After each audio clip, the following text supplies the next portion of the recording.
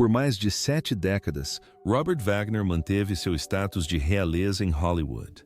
Ao longo de sua extensa carreira, ele enfrentou inúmeros escândalos, viveu 3 casamentos e suportou incontáveis controvérsias públicas. No entanto, há um único assunto que ele evita estritamente: sua filha. Apesar de ter concedido inúmeras entrevistas, a lenda do cinema de 96 anos permanece em completo silêncio ao menor sinal de seu nome. Um incidente crucial em 2012 mudou tudo. A polícia interveio e narcóticos foram descobertos. Após pagar a fiança, Wagner se afastou dos holofotes. O que realmente aconteceu naquele dia e por que ele mantém o silêncio até hoje? A história de Robert Wagner começou em Detroit, Michigan, onde ele nasceu em 10 de fevereiro de 1930.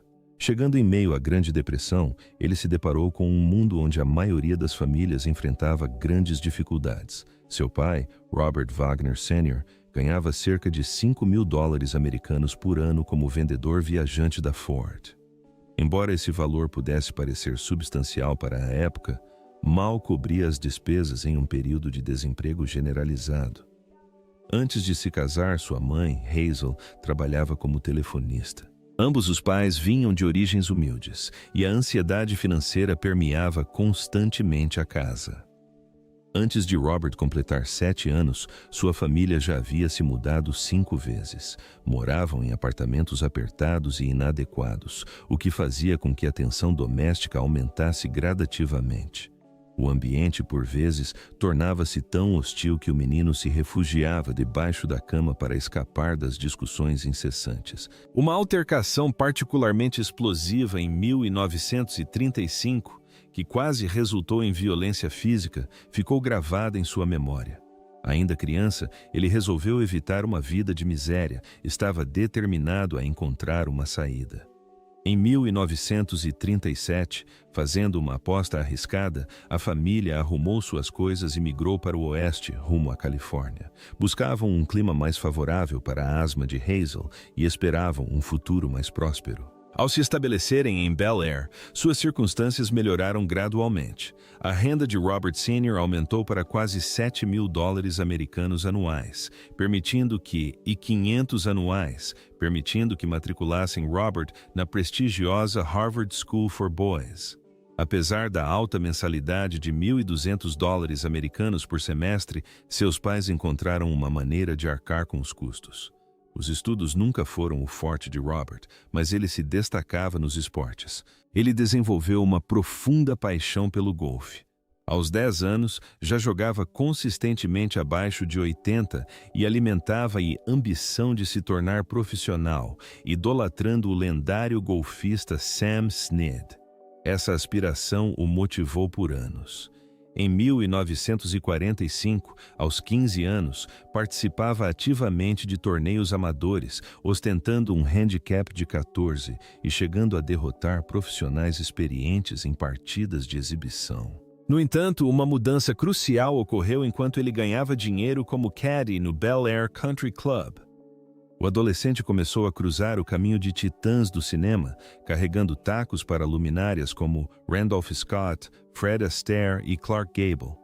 Um encontro específico em 1944 mudou sua trajetória. Gable lhe deu uma gorjeta de $5, juntamente com o conselho duradouro de manter os pés no chão.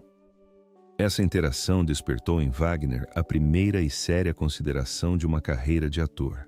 Suas ambições no golfe foram relegadas a segundo plano, enquanto seus problemas acadêmicos persistiam.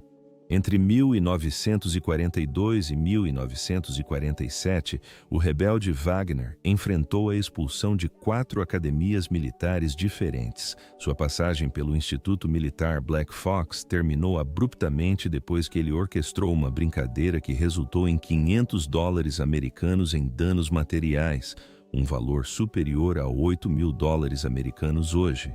Seu histórico foi ainda mais manchado por brigas, faltas injustificadas e violações do toque de recolher. Mais tarde, em 1947, no Colégio Santa Mônica, ele enfrentou medidas disciplinares por sair escondido do campus para participar de eventos sociais em Hollywood. Apesar de sua aparência rebelde, ele era fundamentalmente um jovem em conflito, tentando encontrar sua identidade. Mais tarde, ele reconheceu que sua natureza independente entrava em forte conflito com as rígidas regras institucionais, levando-o a recorrer ao seu charme inato e senso de humor como mecanismos de enfrentamento. Determinado a alcançar a independência financeira, ele aceitou prontamente qualquer emprego disponível. Ao retornar ao campo de golfe em 1943, ganhava apenas $1 por partida, embora seus ganhos no verão pudessem chegar a cerca de $200 por mês. Quando voltou a ser caddy de Gable, em 1944, ouviu as escondidas conversas sobre roteiros de filmes, solidificando suas aspirações cinematográficas. Seu currículo diversificado também incluía cuidar de cavalos para os ricos nos estábulos de Bel Air, lavar pratos em uma lanchonete do bairro por 50 centavos de dólar a hora e suportar turnos exaustivos na fábrica de aço de seu pai. Aquele trabalho industrial em particular se mostrou tão emocionalmente exaustivo que intensificou seu desejo de entrar no ramo do entretenimento. O ponto de virada definitivo chegou em 1950. Aos 20 anos, ele estava de volta ao campo de golfe quando o agente de talentos Henry Wilson o descobriu. Naquele mesmo ano, Wagner conseguiu seu primeiro papel no cinema em Anos Felizes, The Happy Years. Embora fosse um papel pequeno que pagava apenas $75, a experiência de compartilhar um set com profissionais consagrados e interpretar diálogos reais foi fascinante. Sem formação formal, ele confiou inteiramente em sua audácia e carisma. Numa época em que os estúdios de Hollywood produziam mais de 60 filmes por ano, Robert Wagner conseguiu abrir caminho com sucesso. Seu projeto seguinte, o filme de 1951, The Frogman, Os Homens-Sapo, marcou sua estreia oficial como ator. Interpretando um oficial da Marinha, ele participou de uma produção centrada em esquadrões de demolição subaquática autênticos. O longa-metragem arrecadou mais de $2 milhões com um orçamento inferior à metade desse valor. As filmagens, no entanto, foram perigosas. Wagner quase se afogou durante uma sequência submersa e precisou ser resgatado pelo colega de elenco Jeffrey Hunter. Ele levou para casa $500 pelo papel, tendo perdido 4,5 quilos enquanto treinava ao lado de mergulhadores de combate da Marinha. Apesar de ter vomitado de puro terror antes de sua cena de estreia, sua atuação recebeu elogios da crítica. Mais tarde, naquele mesmo ano, ele se juntou ao elenco de Halls of Montezuma, um épico de guerra realista que utilizou fuzileiros navais da ativa e imagens reais de combate. Lançado em janeiro de 1951, o filme foi produzido enquanto muitos jovens atores enfrentavam o alistamento militar. Wagner, no entanto, evitou o alistamento militar graças ao seu contrato com o estúdio, uma brecha comum na indústria da época. Ainda se recuperando de um acidente de esqui, ele fingiu uma claudicação permanente durante sua audição para garantir o papel. Ganhando $750, ele deixou uma impressão duradoura ao improvisar diálogos durante as caóticas sequências de batalha. Sua trajetória ascendente continuou em 1952 com With a Song in My Heart, onde interpretou um soldado lutando contra o transtorno de estresse pós-traumático, TEPT. Para capturar autenticamente a angústia do personagem, ele visitou hospitais da Administração de Veteranos, VA, testemunhando a realidade devastadora do trauma psicológico. Recebendo $1.000 pelo papel, ele ficou profundamente comovido com a experiência e posteriormente recebeu centenas de cartas de veteranos expressando gratidão por sua interpretação sincera. Ele também participou do filme Stars and Stripes Forever naquele ano, embora a produção tenha enfrentado diversos desafios. Incapaz de tocar qualquer instrumento musical, ele foi forçado a dublar sua performance. Quando músicos de verdade zombaram de sua falta de habilidade, uma altercação física ocorreu, quase lhe custando o emprego. Mesmo assim, o filme foi um sucesso e lhe ensinou lições valiosas sobre como se apresentar sob imensa pressão. Em 1954, Wagner já havia inegavelmente alcançado o estrelato. Escalado para o papel de filho de Spencer Tracy em Broken Lance, ele navegou por um set de filmagem extremamente instável. Filmado no escaldante deserto do Arizona, o filme teve temperaturas que chegaram a 43 graus Celsius, levando Wagner a desmaiar de exaustão pelo calor em determinado momento.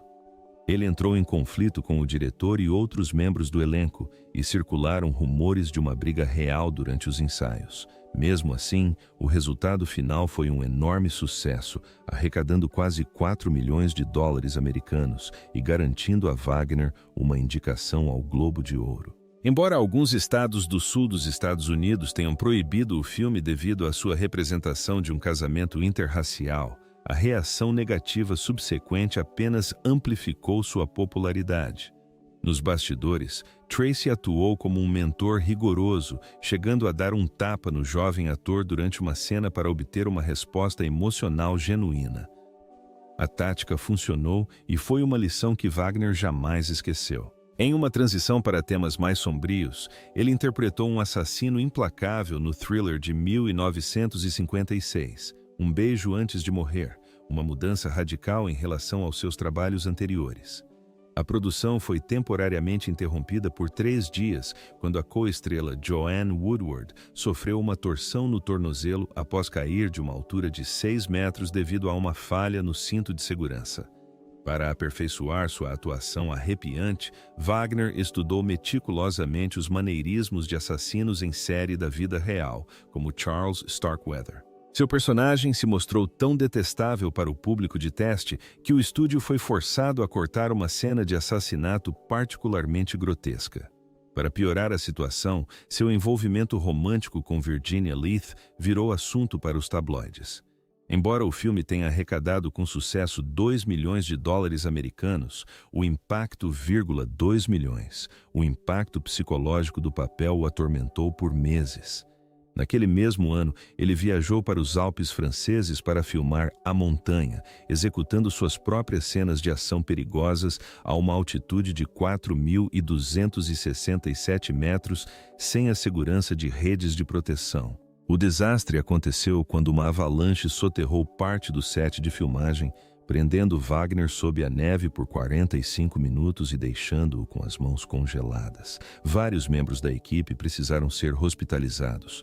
Posteriormente, ele entrou com um processo contra a Paramount Pictures, conseguindo uma indenização de 50 mil dólares americanos. Durante a produção, ele também presenciou Spencer Tracy tendo acessos de raiva provocados pelo álcool, incluindo um incidente em que Tracy agrediu um dublê.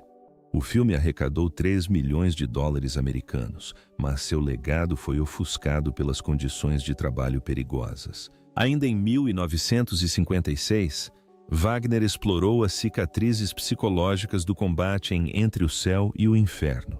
Para se preparar para o papel, ele passou um tempo vivendo em autênticas trincheiras havaianas. As filmagens foram marcadas por um grave acidente envolvendo munição real que feriu 5 figurantes e atingiu o braço de Wagner com estilhaços sangrentos.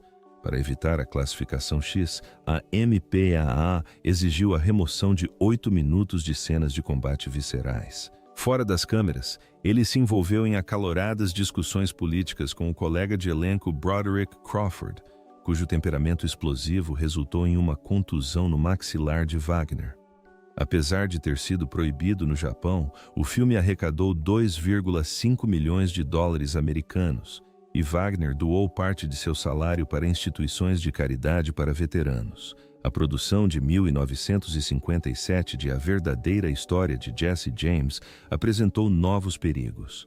Durante as filmagens em locações no Colorado, uma debandada caótica de cavalos deixou Wagner com uma costela fraturada. Além disso, as armas de fogo antigas usadas no set falharam, causando queimaduras dolorosas em sua mão. A representação controversa do infame fora da lei provocou um processo judicial movido pelos descendentes de Jesse James, que acabou sendo resolvido fora dos tribunais por 75 mil dólares americanos. A interpretação assustadoramente precisa do criminoso por Wagner quase arruinou suas futuras oportunidades de trabalho, e ele confessou posteriormente que o papel lhe causou pesadelos persistentes. Em 1960, ele assumiu o papel de Chad Bixby, um músico de jazz melancólico no melodrama All the Fine Young Cannibals. Sua protagonista era Natalie Wood, que era muito mais do que apenas um interesse romântico na tela. O casal havia se casado em 28 de dezembro de 1957, mas o relacionamento havia esfriado desde então. A colaboração neste projeto reacendeu a química adormecida entre eles, preparando o terreno para o eventual novo casamento em 1972, após anos de afastamento. Em busca de ação de alto risco, Wagner aceitou participar de The War Lover em 1962. O perigo era palpável, já que a produção utilizou bombardeiros B-17 autênticos. Uma sequência filmada sobre o Canal da Mancha quase terminou em tragédia absoluta, quando ventos fortes desestabilizaram uma aeronave durante uma cena de ação, forçando um membro da equipe a saltar de paraquedas. O indivíduo morreu afogado, um incidente que o estúdio tentou esconder às pressas. Wagner expressou posteriormente um medo genuíno por sua vida durante as filmagens, uma tensão exacerbada pelas corridas de arrancada imprudentes de seu colega de elenco Steve McQueen, fora das câmeras. Apesar da ambiciosa tentativa de retratar a realidade angustiante do combate aéreo, o filme foi um fracasso comercial, arrecadando apenas $1,2 milhão americanos. Uma mudança de tom ocorreu em 1963 com A Pantera Cor-de-Rosa, escalando Wagner como o elegante George Lytton em um papel estritamente cômico. Suas habilidades de improvisação eram tão apuradas que repetidamente faziam Peter Sellers quebrar o personagem, adicionando dias extras de filmagem e $50 mil americanos ao orçamento. Um grave acidente de esqui quase obrigou Wagner a abandonar o projeto, mas o diretor Blake Edwards o ajudou revisando o roteiro.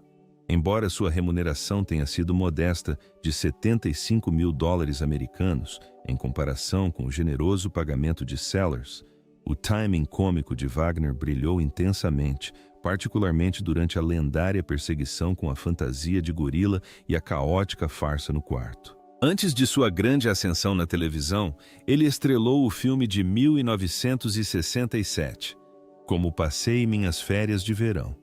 Exibido no início do Ano Novo, o projeto serviu como uma espécie de teste não oficial para seus subsequentes papéis de espionagem.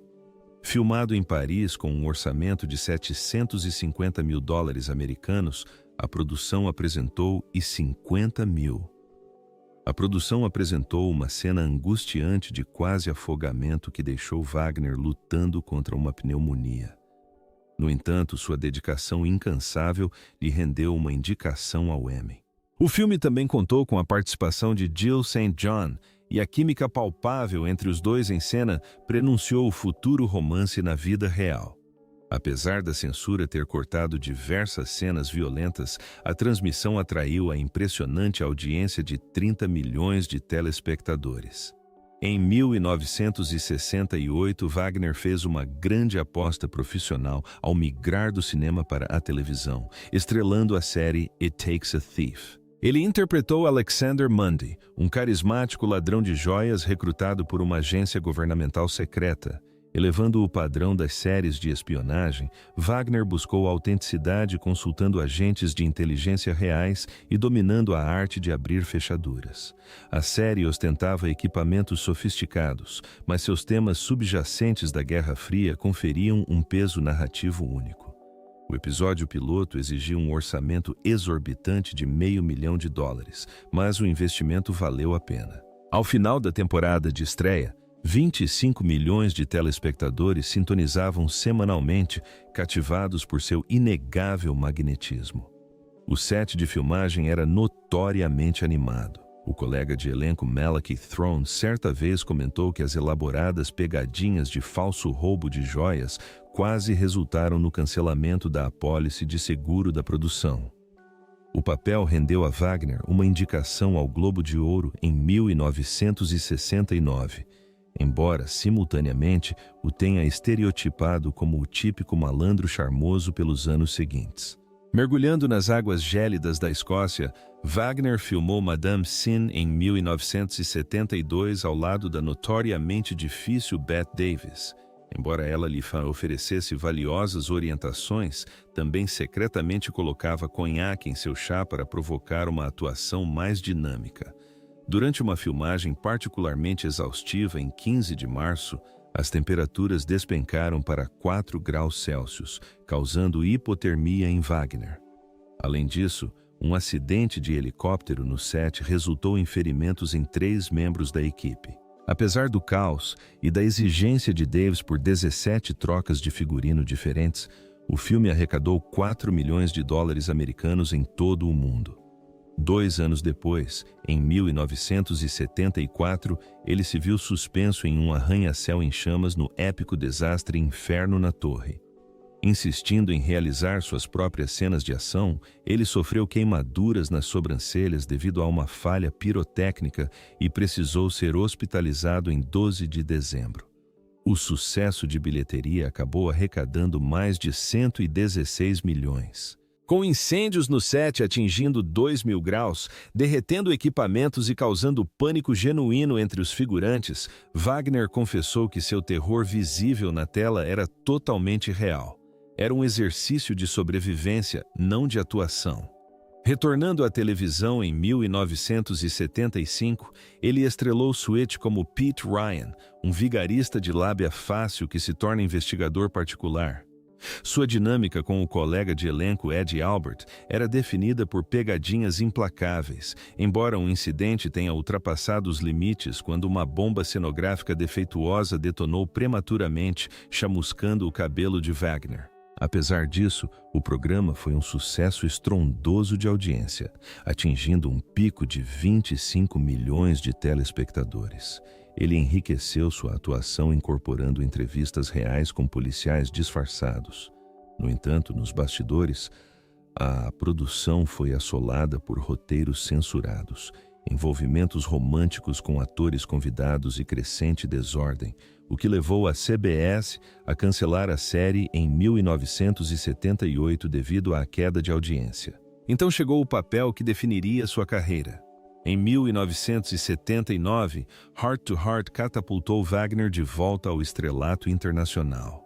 Interpretando Jonathan Hart, um rico industrial com uma queda por investigações amadoras, ele desfrutou de uma produção luxuosa que incluía um avião de verdade avaliado em 10 milhões de dólares e veículos Mercedes-Benz, com as icônicas placas 2 Hearts.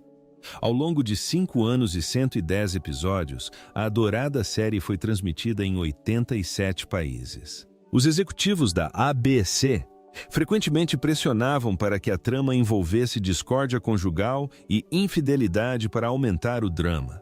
Mas Wagner e sua colega de elenco, Stephanie Powers, resistiram veementemente, exigindo que o foco permanecesse no romance e não no escândalo.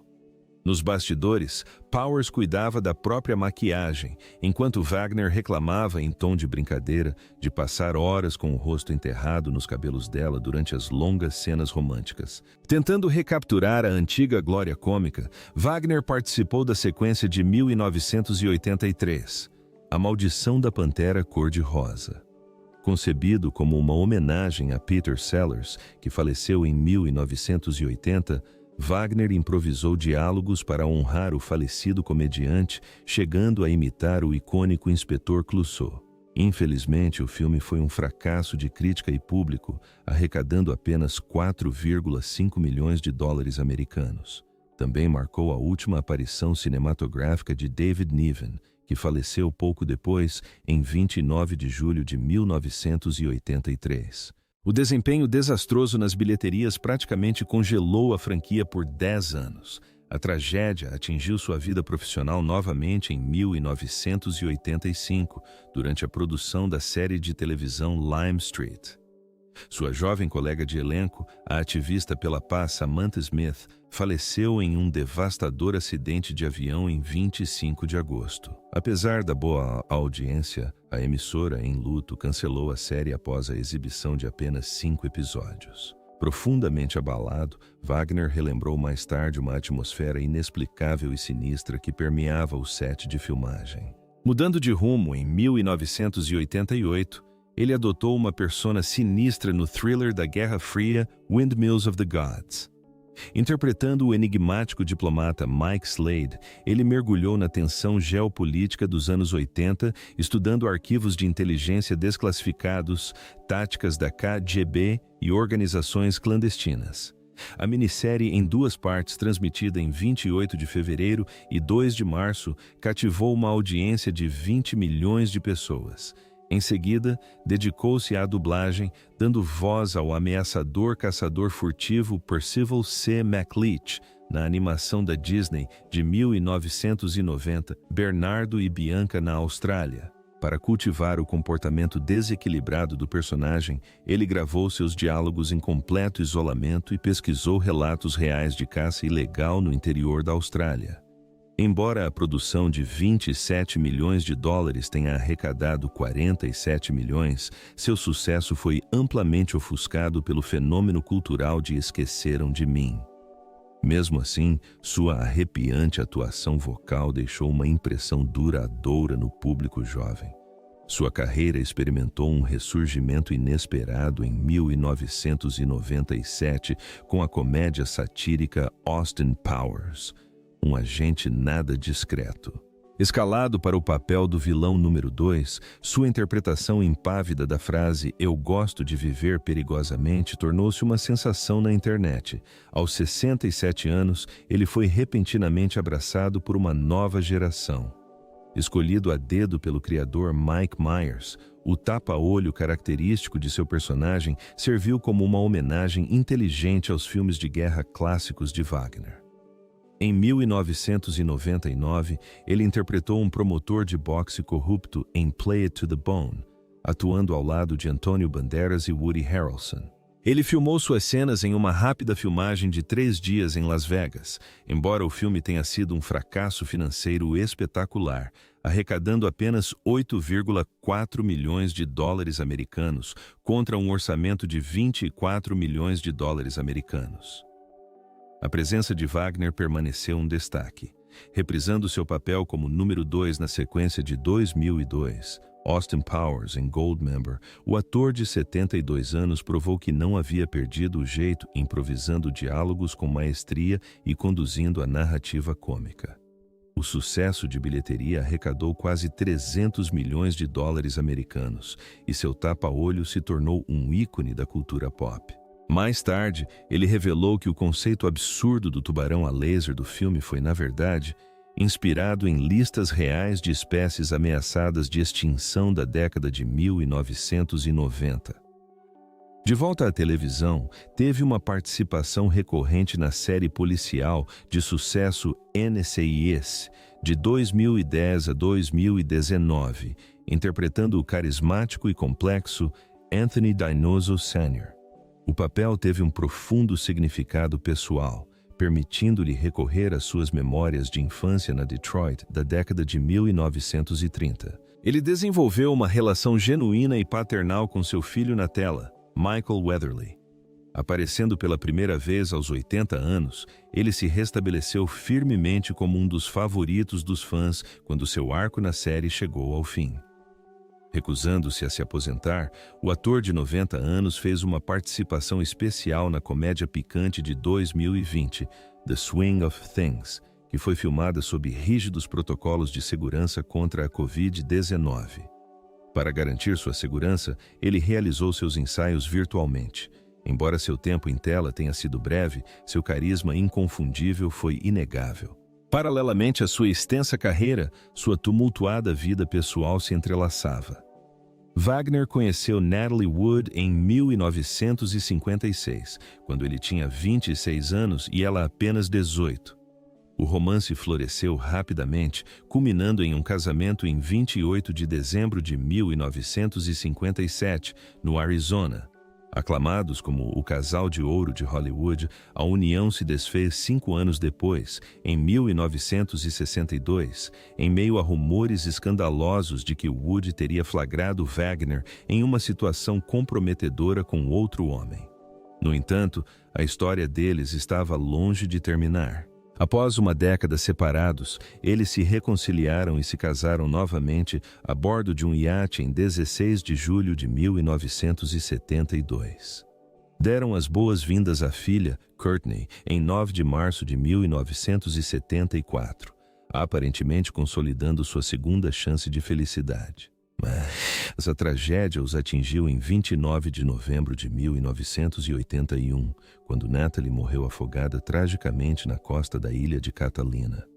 Naquela fatídica noite, uma discussão acalorada havia começado na embarcação, que estava ocupada por Wagner, Wood e o ator Christopher Walken. As especulações se multiplicaram. Alguns alegaram que Wagner foi consumido pelo ciúme, enquanto outros afirmaram que ele sofreu uma violenta perda de controle. A sequência exata dos eventos durante aquelas horas finais permanece envolta em mistério, mas Natalie nunca mais voltou. Aos 51 anos, Wagner se viu sozinho para lidar com as consequências e tornou-se pai solteiro de 3 meninas enlutadas. Courtney, de 7 anos, Natasha, de 11 anos, filha de Natalie de um casamento anterior, e Katie, de 17 anos, de seu segundo casamento. Embora os rumores sobre o incidente com o barco persistissem, levando as autoridades a considerá-lo suspeito em 2018, dentro de casa, ele se dedicava inteiramente à paternidade. Natasha o elogiou posteriormente por desempenhar os papéis de mãe e pai, destacando que ele a adotou legalmente e até ajudou a criar os filhos do ex-marido de Natalie.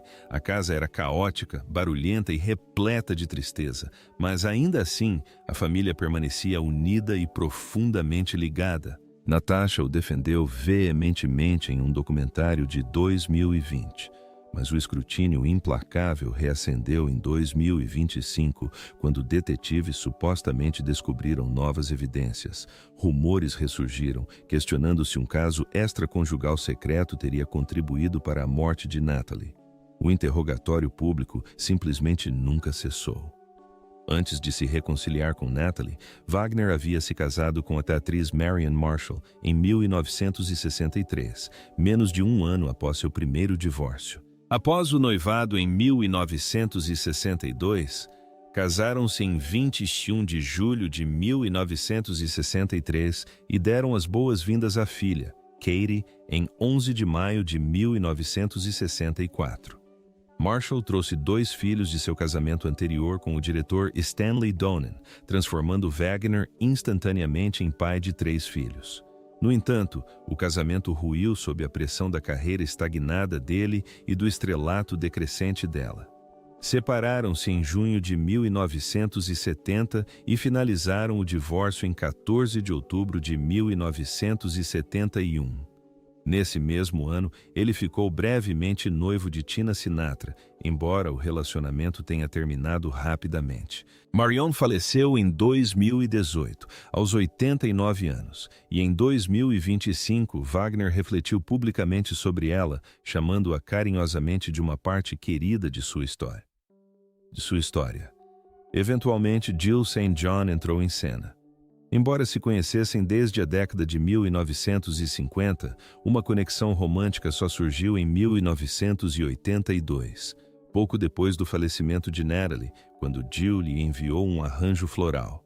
Eles se casaram em 26 de maio de 1990. Após se mudarem para Aspen em 2007, o casal dedicou-se ao ativismo pelos direitos dos animais e buscou uma vida tranquila. No entanto, a tranquilidade mostrou-se ilusória. Em 2025, rumores persistentes sugeriam que o relacionamento de Wagner com St. John havia começado antes do afogamento de Natalie, com alguns teorizando que esse teria sido o catalisador da discussão fatal. Apesar das fofocas incessantes, o casal permaneceu firme. Em 2025, aos 95 e 84 anos, respectivamente, sua união já durava mais de 35 anos. Uma extensa terapia familiar ajudou suas filhas a aceitarem Jill, embora as sombras do passado continuem a pairar sobre eles. Em suas memórias sinceras de 2008, Pieces of My Heart, Pedaços do Meu Coração, Wagner confessou que a morte de Natalie o devastou completamente, admitindo que carregava um profundo sentimento de culpa. Ele detalhou a discussão explosiva com Christopher Walken naquela noite, relembrando como quebrou agressivamente uma garrafa de vinho em um momento de fúria, a última vez que viu sua esposa viva. Revelou que havia cogitado o suicídio, mas que no fim escolheu suportar a situação pelo bem de suas filhas. Quando a investigação foi reaberta em 2011, ele reiterou publicamente seu profundo arrependimento. À medida que se retraía cada vez mais para a privacidade em 2025, fontes próximas afirmavam que ele ainda era atormentado pelo remorso, exacerbado pela recente onda de relatos de infidelidade. A profunda tristeza era uma constante em sua vida. O histórico conturbado do casal era bem conhecido. Em 1961, enquanto Natalie filmava Splendor in the Grass com Warren Beatty, rumores de um romance nos bastidores levaram Wagner à beira de um colapso. Armado com uma arma de fogo, ele dirigiu-se à residência de Beatty, admitindo mais tarde que tinha intenções assassinas antes de reconsiderar.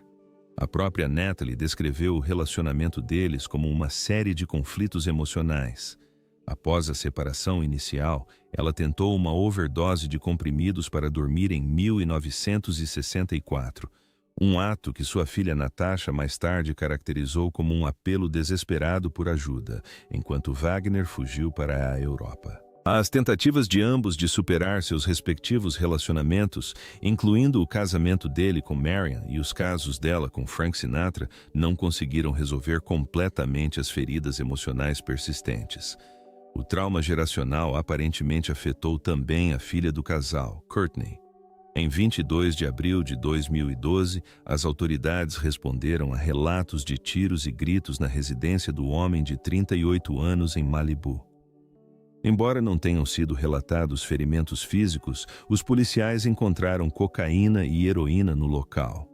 Ela foi detida sob fiança de $10.000 americanos, embora nenhuma acusação formal tenha sido apresentada até o prazo de 29 de maio.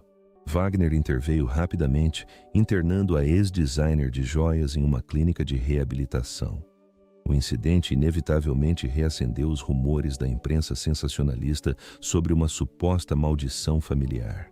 A narrativa tomou um rumo ainda mais sombrio em 2021, quando a irmã de Natalie, Lana Wood, publicou um livro de memórias contundente. Ela acusou explicitamente Wagner de agredir fisicamente Natalie durante uma discussão acalorada no iate, alegando que ele a deixou inconsciente antes de jogá-la no mar. Lana citou hematomas específicos detalhados no laudo de autópsia original para reforçar suas alegações. Como Wagner vinha se recusando a dar entrevistas à polícia desde 2018, Lana o rotulou publicamente de covarde. Naquele mesmo ano, o legista alterou oficialmente a causa da morte para suspeita. Enquanto as autoridades exigiam cooperação, Wagner manteve seu silêncio resoluto. Para agravar suas tragédias pessoais, havia longas batalhas financeiras. Em 1980, Wagner e Wood iniciaram um processo contra os poderosos produtores Leonard Goldberg e Aaron Spelling, alegando que haviam sido sistematicamente lesados em seus lucros legítimos de As Panteras. Detentores de 50% da franquia desde 1976, Wagner afirmou que os produtores estavam desviando $30.000 americanos por episódio, o que representava milhões em receita perdida. Uma auditoria realizada pela ABC em 1979 expôs graves irregularidades na gestão dos registros contábeis. Embora as acusações iniciais tenham sido arquivadas ainda naquele ano, Wagner persistiu incansavelmente na busca por justiça. Ele entrou com um novo processo em 2003 referente aos lucros dos filmes de As Panteras, chegando a um acordo confidencial, embora a relação profissional tenha sido definitivamente rompida. Apesar da idade avançada, o homem de 95 anos permanece ativo nas redes sociais. Em seu aniversário, 10 de fevereiro de 2025, ele publicou uma foto de sua neta, Clover, que completou 13 anos em agosto daquele ano. A legenda que acompanhava a foto fazia uma referência comovente a Natalie, e ele continua visitando semanalmente o túmulo dela. Desde 2023, seu perfil no Instagram acumula mais de 1,2 milhão de curtidas, com diversas publicações mostrando 3 gerações de sua família em passeios de barco, uma lembrança agridoce da fatídica viagem de iate que mudou suas vidas para sempre.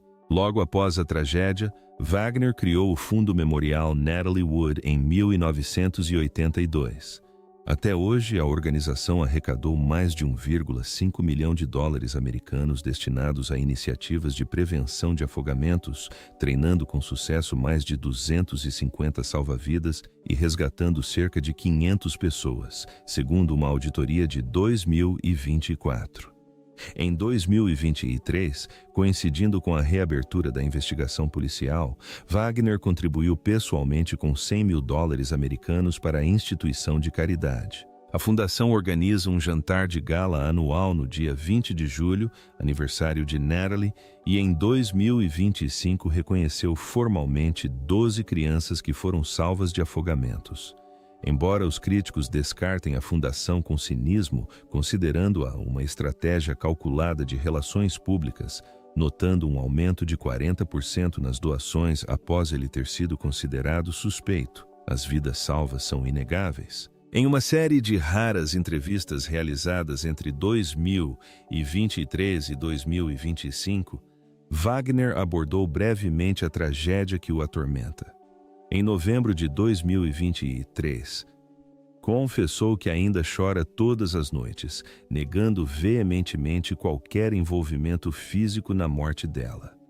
Em 2024, reconheceu ter recusado 6 pedidos de entrevista das autoridades, afirmando que sua prioridade era a recuperação pessoal.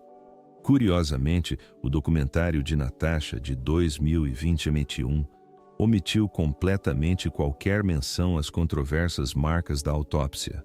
Wagner atribui sua sobrevivência a extensas sessões de terapia, tendo participado de aproximadamente 300 desde 1982. Após essas entrevistas sinceras, as doações para o Fundo de Prevenção de Afogamentos aumentaram 25%. Mesmo assim, a opinião pública permanece fortemente dividida.